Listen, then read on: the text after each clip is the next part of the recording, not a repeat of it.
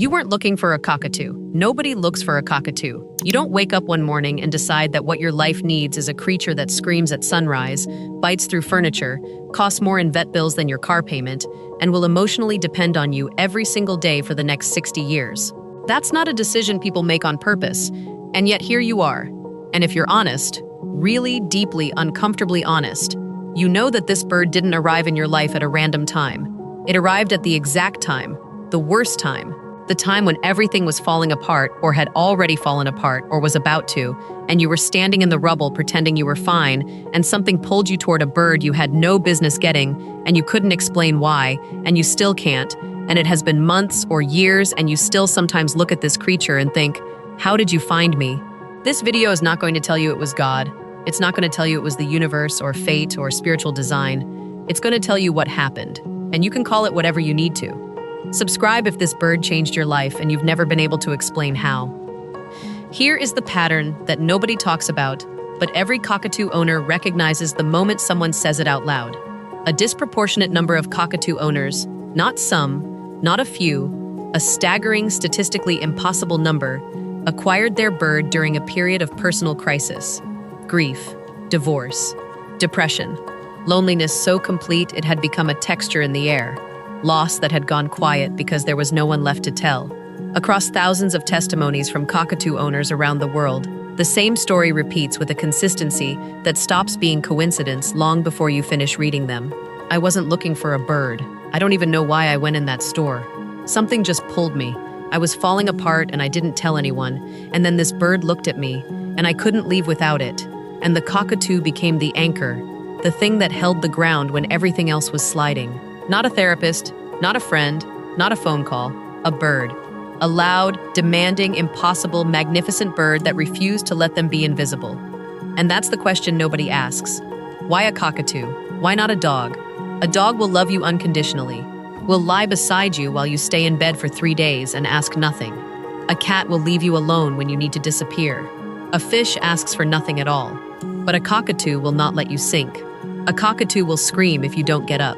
Will pace the cage if you don't come to the room. Will climb off the perch and walk across the floor and up your leg and onto your chest and press their face into your neck and refuse, physically refuse, to let you dissolve into whatever darkness was swallowing you that day. Because they need you. Not later, not when you feel better. Not when you've sorted yourself out. Now, right now, get up, I'm here. I need you to be here too. For people who were quietly giving up on themselves, who had stopped mattering to their own reflection, the cockatoo became the one living thing in the world that would not allow them to disappear. And there is something in that, in being needed so aggressively, so relentlessly, so loudly that you cannot ignore it, that reaches people in places no gentle kindness ever could. It starts with routine. Depression dismantles structure. The first thing to go is the morning, then the meals, then the sleep schedule, then the showering. Then the days stop having edges and blur into a single gray continuum, and you realize you haven't left the house in 4 days. And it didn't feel like 4 days, because nothing is marking time anymore. A cockatoo marks time. A cockatoo needs to eat at the same hour, needs their cage uncovered, needs light and dark in a rhythm, needs water changed and bowls filled and someone to show up at the same time every morning and say the same sound and mean it, and somewhere in the fog of whatever you were drowning in, you started waking up. Not for yourself, for them. And then one morning you realized you'd been awake at 7 a.m. for 2 weeks straight, that you'd eaten breakfast because you were already in the kitchen, that the day had structure again, that the bird had quietly, without your permission, rebuilt the scaffolding that depression had torn down, and you hadn't even noticed until you were already standing inside it. Countless cockatoo owners describe this as the turning point, not the therapy session, not the medication adjustment, the morning they realized they were alive again because a bird needed them to be. Then comes the need itself. A cockatoo who has bonded to you does not accept substitutes. They do not transfer smoothly. They do not shrug and move on when someone else fills the food bowl. They wait for your voice. They watch for your face. They call specifically for you with a contact call they have shaped to match the sound they associate with your presence and no one else's. For someone who believed, truly, in the marrow of their bones, that they didn't matter to anyone, that they could vanish and the world would close over the gap like water, the experience of being irreplaceable to another living being is not a comfort. It is a detonation. It rearranges something at the foundation. You cannot believe you are worthless when a creature screams your name into an empty room and won't stop until you answer. You cannot believe you don't matter when a bird who has the cognitive complexity of a toddler has decided that out of every human who has ever entered their field of vision, you are the one, the only one, the one they will carry for the rest of their life. That knowledge doesn't arrive gently. It arrives like a door being kicked open in a house you thought was locked forever. Then the patience. Your cockatoo will bite you. They will draw blood on a Tuesday and curl into your neck on a Wednesday, and you will let them. And you will reach for them the next day, knowing it might happen again. And this cycle, being hurt by something you love and choosing to return, will repeat for years, for decades. And you will stay, not because you're weak, because somewhere in the repetition of that cycle, a lesson forms that most humans spend entire lifetimes failing to learn. That love is not the absence of pain, that commitment is not the absence of injury, that forgiveness is not a single act but a daily practice, a choice you make every morning when you open the cage door, knowing what that beak can do, and reaching in anyway. Spiritual traditions have tried to teach this for thousands of years. Your cockatoo teaches it before breakfast. Then the presence. You cannot be somewhere else while a cockatoo is on you, cannot scroll, cannot drift, cannot mentally leave the room while two black eyes are locked onto your face reading micro-expressions you don't even know you're making. A cockatoo on your shoulder is the most effective mindfulness device ever created. They force you into the exact present moment, with a persistence that monks meditate for decades to achieve, not through peace, not through stillness, but through the sheer gravitational demand of a creature who requires your full attention and will accept nothing less. And for people whose minds had become a prison of rumination, replaying the past, catastrophizing the future, living anywhere but now, the cockatoo's insistence on the present moment was the first time in months their brain went quiet, not because they found inner peace, because a bird wouldn't let them leave the room they were in. Then, the lesson underneath all of it. Love is not quiet. Love is not convenient. Love is not gentle or polite or manageable or easy to explain to people who have never felt something press its face into their neck and scream at 120 decibels because they left the room for 45 seconds.